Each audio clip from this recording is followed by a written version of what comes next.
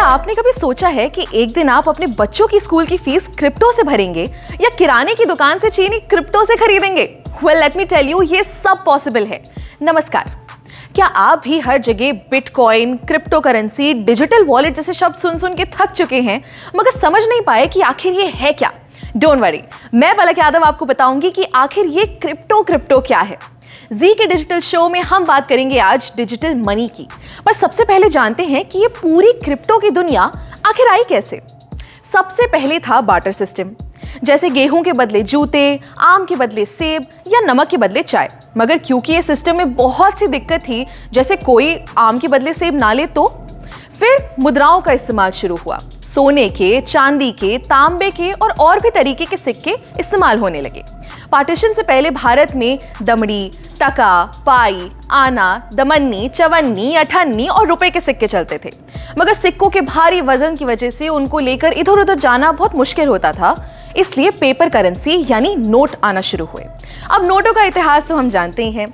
10,000 के बड़े बड़े नोट से शुरू होकर जो वॉलेट में भी ना आए, नोट छोटे से छोटे होते गए और अब तो ज्यादातर लोग बिना पेपर करेंसी के ही चलते हैं। आज से 5-6 साल पहले किसी ने सोचा भी नहीं होगा कि सिर्फ एक क्यूआर कोड को स्कैन करके किसी को पैसे भेजे जा सकते हैं। मगर आज पेटीएम, गूगल पे, फोन पे हर दुकान नुक्कड़ पर मिल जाएगा। ऐसे ही मैं आपसे कहूं कि डिजिटल करेंसी की दुनिया दूर नहीं है तो शायद आप भी विश्वास नहीं करेंगे, मगर 2009 से ही ये पूरी दुनिया शुरू हो चुकी है। शुरुआत में लोगों को इसके बारे में उतना पता नहीं था, मगर पिछले कुछ सालों में ये बहुत पॉपुलर हो गया है और आगे ये सिर्फ बढ़ेगा ही। मगर ये डिजिटल करेंसी या क्रिप्टो करेंसी होती क्या है? डिजिटल करेंसी एक वर्चुअल करेंसी है, यानी जिसे आप इन नोटों की तरह अपनी जेब में नहीं रख सकते। ये हमारे ऑनलाइन वॉलेट में रखी जाती है, यानी बिना किसी झंझट के आप इसे कहीं से भी एक्सेस कर सकते हैं।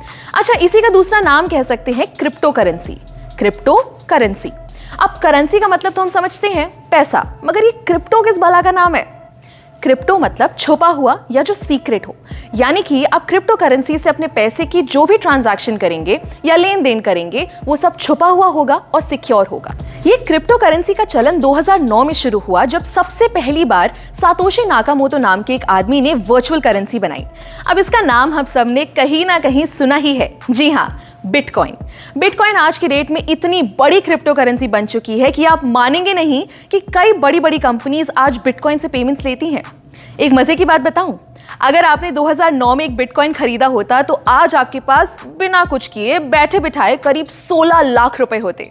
मगर आज इथेरियम, डॉजकॉइन, टेथर जैसी 19,000 क्रिप्टो करेंसीज बन चुकी हैं। इन करेंसीज को हम खरीद सकते हैं, बेच सकते हैं और चाहे तो इनमें इन्वेस्ट भी कर सकते हैं।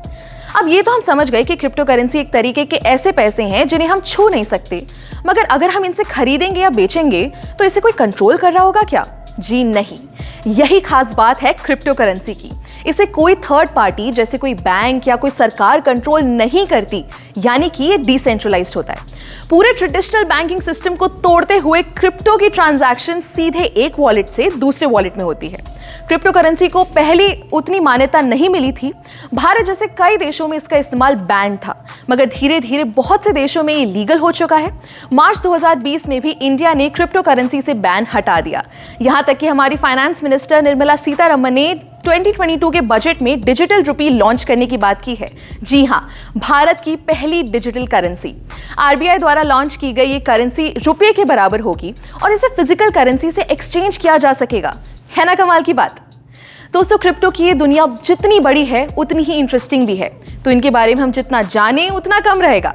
अगली वीडियो में हम आपको बताएंगे क्रिप्टो से जुड़े एक बहुत अहम चीज के बारे में जिसका नाम है ब्लॉकचेन। तब तक के लिए स्टे ट्यून्ड और देखते रहिए जी न्यूज़ डिजिटल।